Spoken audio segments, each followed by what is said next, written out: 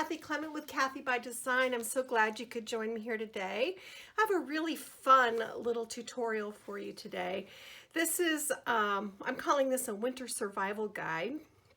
This is actually a card-based idea that I borrowed from my crafty buddy, Ginny Nemchak at Polly's Paper Studio, and I kind of changed the design up a little bit.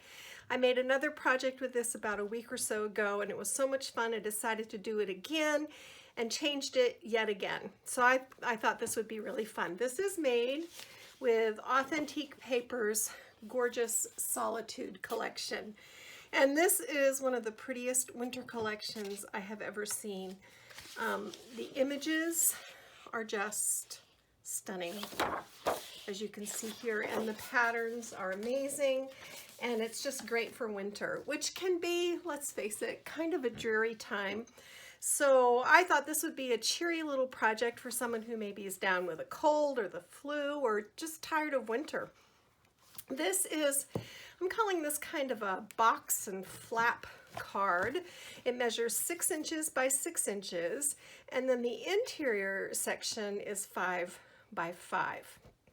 It has a 1-inch spine and a magnetic flap closure, and I've tied it off also with a ribbon just to make it pretty. This is really reasonable ribbon, Silky Crush Ivory, and it's the 1.5 inch.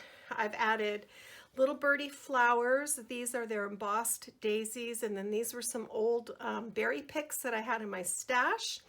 This is a Spellbinders die, and I've just tucked some cheesecloth under there to add some texture and a little wintry feel. And here's a great tip I wanted to share with you. This is a very delicate die cut, and I was a little worried about putting it on the cover. But what I did to strengthen it was I embossed it twice. The first time I just used Versamark and a clear embossing powder. Then once it cooled, I hit it with the Versamark again and went over it with a shimmering embossing powder. And it has really strengthened the paper. And I love the little shine that it adds. I also used my paintbrush to spatter white paint to kind of resemble snow. So that's kind of all the details there. This opens out like this, and this is there's a name for this card, but I don't know, I'm just calling it a fancy fold. And I've decorated all the flaps. You could add extra things here if you wanted to. And then it opens out like this. Let me make sure I'm in frame. This is such a big card.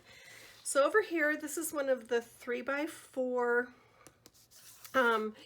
image cards that I just loosely fussy cut around, and my one magnet is hidden here.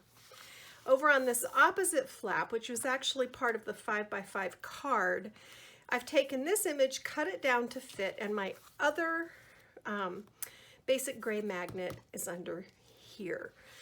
So basically what this is a 6x6 card with a 1-inch spine with a 5x5 card with a 1-inch spine tucked inside. It's really easy to make, and you'll see that in the tutorial that follows. Here's one of the punch outs from the components page. I just love these winter birds. I stacked this up with more component images and some die cut snowflakes. Over here, I've got our little survival caddy, and this is a box, 4x4 box that you will build. And I've tucked in some tissues, some hand cream, some chapstick, a tea bag, and then a honey stick to go with the tea bag. And this is all just real simple stuff, but this would really cheer somebody up who was struggling with it being winter. So then it just closes like this. The magnets catch, and then you just tie it shut. I was trying to think if there were any other tips that I wanted to share with you about creating this. You can actually make the inner card any size you want it to be. For this one, I went with 5x5, but you could do 4x4. You could do, I guess theoretically, you could even do 6x6, but you would lose having this fun panel here. I decorated the back as well. The ribbon is just adhered with 1/2-inch score tape that I've wrapped around and then tied. So this is not a watch me do it live kind of tutorial. This is just going to be pictures and text. So it's pretty easy to follow along. I hope you have enjoyed seeing this little project and it will inspire you to make some of your own. I will have a cutting guide with measurements on my blog at Kathy by Design, and I'll link that below. So I'm hoping you're staying warm and toasty. As for me, wintertime, it's a great time to craft, so I'm going to get my craft done. Thanks for joining me. Bye.